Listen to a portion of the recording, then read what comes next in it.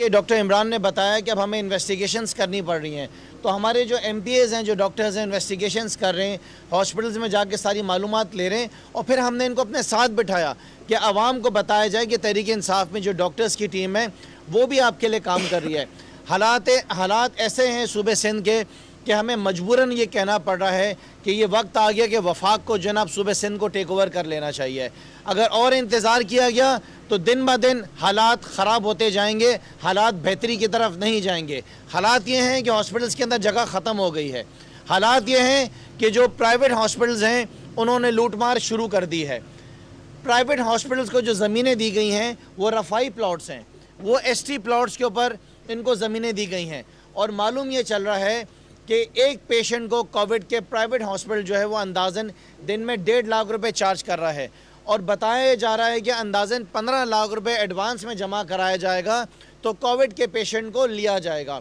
मैं ज़रा सा आपको बताऊं कि एक पेशेंट जिनको मैंने लियाकत नेशनल हॉस्पिटल भेजा तो वहाँ पे उनको बताया गया कि आप जाएं पहले अपने कोविड का टेस्ट करवा कर आएँ।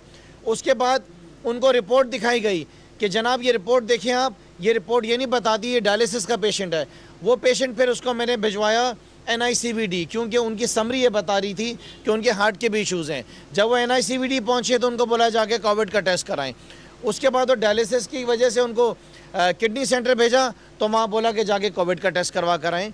आखिरकार उनको इंडस हॉस्पिटल भेजा, जिसके लिए मैं बड़ा मशकूर हूँ इंडस हॉस्पिटल का, उन्होंने उनको एडमिट किया। लेकिन मेरा सवाल जो मैं रिपीट करूँगा, मेरे अभी कोलीग ने कहा कि हर हॉस्पिटल के अंदर कोरोना की टेस्टिंग क्यों नहीं हो रही है? क्यों सूबे सिंध के अंदर सिंध के रहने वाले लोगों को धक्के खाने पड़ रहे हैं? क्या यहाँ पे हर शख्स को ये बात मालूम है कि उसने कोविड का टेस्ट कहाँ से करवाना है? नहीं मालूम है। क्या आपने ऐसी एडवर्टाइजमेंट की है? क्या आपने कोई ऐसी कैंपेन का चलाई है? लोगों को मालूम ही नहीं है। लोग दर बदर फिर रहे हैं, एक दूसरे से पूछ रहे हैं कि भाई कोविड का टेस्ट कहाँ से कराना है, कोविड का टेस्ट कौन से हॉस्पिटल से कराना है। ये नाजायज़ है।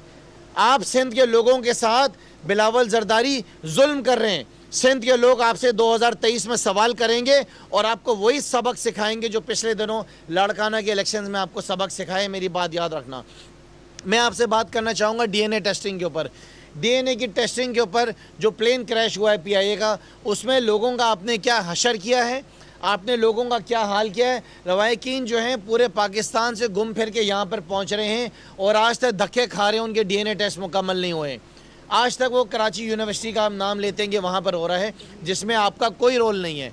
12 साल से आपकी हुकूमत है, 4 दफ़ा इक़्तिदार के अंदर आ गए हैं, लेकिन आज तक आपके पास state of the art DNA testing facility सूबे सिंध के अंदर मौजूद नहीं है।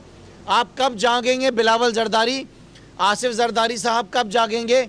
हम तो इश्तिहार लगाने लगे भी आपके तीनों के गुमशुदगी के, तीनों रिश्तेदारों के, बिलावल जरदारी, आसिफ जरदारी, अजहर पेशो साहिबा, तीनों गायब हैं।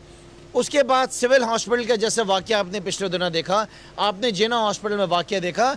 आपके हॉस्पिटल्स के अंदर जो आपके डॉक्टर्स हैं, जो आपका पैरामेडिकल स्टाफ है, उसका जज्बा ख़त्म होता जा रहा है। वो फ्रंट लाइन आपके सोल्जर्स हैं, आप उनको सिक्योरिटी प्रोवाइड कीजिए। आप वहाँ पर रेंजर्स को खड़ा कराइए। कैसे 2-2 मोबाइलें पीछे चीफ मिनिस्टर के घूमती हैं रेंजर्स के? ये मोबाइलें रेंजर्स की, आप रेंजर्स को कहें, उनको इकामात दें, वो जाएंगे। आप पुलिस को ऑर्डर्स दें, पुलिस को बताएं कि उन्होंने जितने भी हॉस्पिटल्स हैं वहाँ पे जितने भी हमारा स्टाफ है, जितना भी हमारे डॉक्टर्स हैं, उनको 5 स्टार सिक्योरिटी फराहम की जाए। जो हुल्लड़बाजियाँ हॉस्पिटल्स में हो रही हैं उनकी भी कोई वजूहत हैं, उसको भी एड्रेस करना है। जैसे कि 2 दिन पहले मुझे एक फैमिली मेम्बर की कॉल आई और उन्होंने मुझे बताया कि हमारा जो फैमिली मेम्बर है वो तो बीमार था, 20 दिन से एडमिट था हॉस्पिटल के अंदर, आज उसका इंतकाल हुआ है तो वो कह रहे हैं कि बॉडी नहीं देंगे, वो कोविड पेशेंट था। ये एक्सेप्टेबल नहीं है किसी भी हाल के अंदर, हमें नॉट एट एनी कॉस्ट। उसके साथ साथ N95 मास्क जो हैं वो क्यों नहीं दिए जा रहे हैं? वो हॉस्पिटल्स में क्यों नहीं अवेलेबल हैं? हज़ारों की तादाद में ऐसे लोग हैं जिन्होंने आज जो हैं वो N95 मास्क इंपोर्ट किए हुए हैं, क्योंकि आप फेल हो गए, आप ख़रीदें उनसे। ये वाले मास्क पाकिस्तान तहरीक इंसाफ ने जब तकसीम करने शुरू किए थे, जब वुहान के अंदर जो है ये केस आया था सबसे पहला, हमने तो उस वक्त अपनी कैंपेन चलाई थी जब हमने जिना हॉस्पिटल, सिविल हॉस्पिटल और अब्बासी शहीद हॉस्पिटल के बाहर हमने बैठकर हज़ारों की तादाद में ये मास्क बांटे थे तहरीक इंसाफ कराची में। लेकिन आप नहीं बांट रहे हैं। हॉस्पिटल की सिक्योरिटी का मैं रिपीट कर रहा हूँ कि हॉस्पिटल को सिक्योरिटी दी जाए। उसके साथ साथ शहर के अंदर सिंध हुकूमत पाकिस्तान पीपल्स पार्टी की नालायकी की वजह से तलत भाई, हज़ारों लोग ऐसे हैं जिन्होंने हॉस्पिटल्स कायम किए थे, ट्रस्ट बेस्ड हॉस्पिटल थे जिनको NGO चलाते थे। क्योंकि मुल्क के अंदर हालात ऐसे हैं, वो NGOs उनको सपोर्ट नहीं कर पा रही हैं, वो ट्रस्ट उनको सपोर्ट नहीं कर पा रहे हैं। जो हॉस्पिटल ट्रस्ट से चल रहे थे, आज उनके माली हालात बहुत ज़्यादा ख़राब हैं। आप उनको सपोर्ट करें, आप उनको फंड्स दें, आप उनको इंटरेस्ट फ्री लोन्स दें, आप उनकी मदद करें। उन हॉस्पिटल्स के अंदर उनको डॉक्टर्स को सैलरीज़ नहीं मिल रही हैं। क्या ये आपकी ज़िम्मेदारी नहीं है कि आपकी नालायकी की वजह से दुनिया में कहीं बाहर जाएं, इतनी बड़ी तादाद के अंदर आपको प्राइवेट हॉस्पिटल्स नहीं मिलेंगे लूटमार के लिए, लेकिन चूंकि आप फेल हुए हैं सेहत के निज़ाम में, आपके जो रिश्तेदार लगे हुए हैं वो नाकाम हुए हैं, उन वजूहात के बिना पे आज शहर के अंदर बल्कि सूबे भर के अंदर बहुत बड़ी तादाद जो है ऐसे हॉस्पिटल्स की हैं जो ट्रस्ट की बुनियाद पे NGOs चला रहे हैं। उनको सपोर्ट करना बहुत ज़्यादा ज़रूरी है, उनको लाजिम सपोर्ट किया जाए। बहुत सारी नर्सेज़ हैं जो पिछले 15-20 दिन से एहतजाज कर रही हैं, एहतजाज कर रहे हैं पैरामेडिकल स्टाफ, और ये कह रहे हैं कि अगर खुदा ना खास्ता इस हॉस्पिटल्स के अंदर काम करने के दौरान अगर उनका इंतकाल हो जाता है, वो तो उनको वो पैकेज दिया जाए जो बाकियों को भी दिया जा रहा है, उनकी फैमिली को सपोर्ट किया जाए, क्योंकि they are our front line soldiers. क्यों नहीं उनको वो सपोर्ट किया जा रहा है, वो लाजिम जो है उसको दिया जाए। दूसरी चीज़ जो कि डॉक्टर साहिबा ने कही, मैं रिपीट करूँगा कि ये जो रफ़ाई प्लॉट्स हैं, इन रफ़ाई प्लॉट्स के ऊपर जो गरीब आवाम हैं उनको क्या फैसिलिटी दी जा रही है, उनको किस तरीके से एक रिलीफ दिया जा रहा है। क्या इन रफ़ाई प्लॉट्स के ऊपर जो कि प्राइवेट हॉस्पिटल्स बने हुए हैं उनके ऊपर उन गरीबों से भी वही 15 लाख रुपए एडवांस लिया जाएगा? उन गरीबों को, क्योंकि गवर्नमेंट हॉस्पिटल में तो जगह नहीं है, तो उनसे भी 1.5 लाख रुपए पर डे लिया जाएगा। मैं चीफ जस्टिस ऑफ पाकिस्तान से रिक्वेस्ट करूँगा कि इसका नोटिस लिया जाए कि जो रफ़ाई प्लॉट्स हैं जो कि दिया जाते हैं इन प्राइवेट इदारों को, उस पर रूल्स क्या हैं, कानून क्या कहता है कि उनकी मदद किस तरह की जाएगी, वहाँ पे लोगों को जो है किस तरीके से कोई ना कोई फैसिलिटी दी जाएगी, कोई 10% डिस्काउंट, कोई 50% discount, they should be something ना। ऐसा तो नहीं हो सकता कि हर एक को एक ही लिहाज से उसको डील किया जाए। देखें, रियासत की ज़िम्मेदारी है, ये रियासत है ना, रियासत की ज़िम्मेदारी है कि इस सूबे के अंदर जो लोग हैं उनको डिलीवर करे, उनकी मदद करे, हॉस्पिटल के अंदर वो दवाइयाँ मौजूद हों, हॉस्पिटल के अंदर डॉक्टर्स को अच्छी सैलरीज दी जाएँ। बकौल डॉक्टर इमरान के, जो कि सीनियर डॉक्टर है, वो बता रहे हैं कि हॉस्पिटल के अंदर इंसुलिन अवेलेबल नहीं है, हॉस्पिटल के अंदर बेसिक मेडिसिन अवेलेबल नहीं है। ये हमारे इन्वेस्टिगेटिव MPAs हैं जो कि हॉस्पिटल्स में जाके मालूमात कर कर आ रहे हैं। ये हालात हैं सूबे सिंध के हॉस्पिटल्स के। तो ECG नहीं हो पा रही है, हार्ट का पेशेंट है, ECG नहीं हो रही है। जिस तरीके से होता ना कि यहाँ भागो वहाँ जाओ, ये सारा कुछ हो रहा है बिलावल जरदारी और आसिफ जरदारी के दौर के अंदर सूबे सिंध के अंदर। मेरा ये सवाल है कि क्या कुरान के ऊपर हाथ रख के पीपल्स पार्टी के मिनिस्टर्स, इनके लीडरान हाथ रख के कह सकते हैं कि खुदा ना खास्ता अल्लाह ना करे अगर इनको कोविड हो तो ये ओझा के अंदर जाएंगे?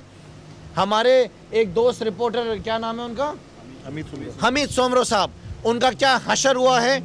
जिस हॉस्पिटल में हमीद सोमरा था उस हॉस्पिटल में आसिफ जरदारी खुदा ना खास्ता कोरोना हो जाए तो वहाँ जाएंगे? बिलावल जरदारी वहाँ पे जाएंगे? अजरा पेशो साहबा क्या वहाँ पे जाके एडमिट होंगी? क्या खुदा ना खास्ता इनके किसी मेंबर को अल्लाह ना करे अगर कोविड हो जाता है तो क्या ये उन आइसोलेशन सेंटर्स में जाएंगे?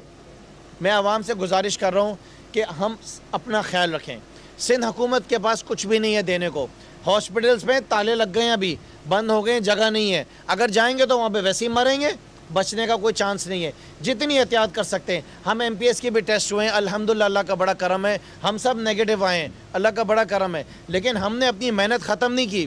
पूरे रमज़ान के अंदर आप लोगों के लिए आवाज़ उठाते रहे। मैं मशकूर हूँ सारी मीडिया का, सीनियर जर्नलिस्ट जो यहाँ बैठे हुए कि आप लोग आए, कैमरा मैन आए, लेकिन हम रुके नहीं, आवाम के लिए आवाज़ उठाते रहे, इनको एक्सपोज करते रहे कि क्या कर रहे हैं ये लोग, किस तरीके से सूबे के अंदर करप्शन हो रही है, किस तरीके से इस सूबे के अंदर लूटमार हो रही है।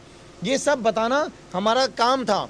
हमने इनसे कहा कि आइसोलेशन सेंटर्स आपके होने चाहिए डिस्ट्रिक्ट वाइज। जिस वक्त कोविड कम था इन्होंने डिस्ट्रिक्ट वाइज आइसोलेशन सेंटर्स नहीं बनाए। एक आइसोलेशन सेंटर मैंने कहा डिस्ट्रिक्ट वाइज बनाओ, नहीं बनाए। आज हम इनसे डिमांड कर रहे हैं कि आपके जो आइसोलेशन सेंटर्स हैं वो यूनियन काउंसिल वाइज होने चाहिए, क्योंकि तादाद बढ़ रही है कोविड की, तो आप इसको यूनियन काउंसिल वाइज बनाएं। आज अगर यूनियन काउंसिल वाइज आप डिमांड कबूल नहीं करते तो कल हम वार्ड वाइज डिमांड कर रहे होंगे, वो भी आप नहीं करेंगे। आपकी सेहत पे क्या फ़र्क पड़ता है? सन कोटा पे आए हुए मिनिस्टर्स लाइन लगी हुई है, एडवाइजर्स लगी हुई है, आपका क्या जाता है? जाता तो हमारा है, ये हमारा मुल्क है, हमारा सूबा, हमारा शहर है। आपका क्या है? आप तो जाएंगे दुबई में, अमेरिका में, कनाडा में, जहाँ पे आपकी जायदादें हैं, वहाँ पे जाके आपने अपना गुज़र बसर करना है। उसके साथ साथ मैं आपसे ये सवाल करना चाहूँगा कि हालात बेहतरी की तरफ आएंगे कब? फिर लॉकडाउन की आवाज़ें आ रही हैं कि लॉकडाउन करने जा रहे हैं। ख़बरदार कर रहा हूँ मैं आप लोगों को कि लॉकडाउन की तरफ नहीं जाइएगा। ख़बरदार कर रहा हूँ आपको कि ये आवाम आपके गरेबानों तक आएगी। ख़बरदार कर रहा हूँ कि ये आपके दफ्तरों के बाहर आके आवाम खड़ी होगी अगर आप लॉकडाउन को मजबूत और सख्त करेंगे।